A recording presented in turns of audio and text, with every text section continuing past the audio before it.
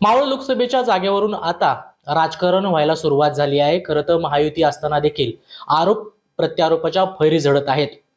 मावळ लोकसभेवरती पुन्हा एकदा राष्ट्रवादीने दावा केला असून विद्यमान खासदार श्रीरंग बारणे यांच्या उमेदवारीला आता विरोध होताना दिसत आहे। आपण काय सांगाल? खरं तर पुन्हा एकदा विद्यमान आमदार शेळके यांनी तुमच्या उमेदवारीला विरोध केलेला आहे।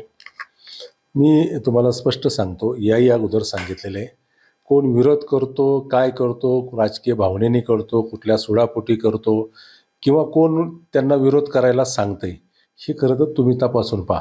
मी त्या खोलात जाणार नाही, मी ते काय बोलतात त्याच्यावरती प्रतिक्रिया देणार नाही। परंतु मावळ लोकसभा मतदारसंघामध्ये मी गेले 9.5 वर्ष प्रामाणिकपणे या मावळ लोकसभेमध्ये लोकांची सेवा करण्याचं काम, अनेक योजना सर्वसामान्य जनतेपर्यंत पोहोचवण्याचं काम करत आलेलो आहे। माझी थेट नाडी ही जनतेशी आहे, संवाद थेट जनतेशी आहे। त्यामुळे कोण काय बोलतो त्याला मी महत्त्व देत नाही। मी येणाऱ्या 2024ला महायुतीचा उमेदवार म्हणून तुम्हाला दिसेल। येणाऱ्या 1.5-2 महिन्यामध्ये चित्र स्पष्ट होईल। त्यामुळे आता त्याच्यावर जास्त भाष्य करणं योग्य नाही। आम्ही मात्र महायुतीचा धर्म पाळायचा आणि तुम्ही तिकीट घ्यायचं आणि निवडून यायचं असा आरोप देखील त्यांनी केला।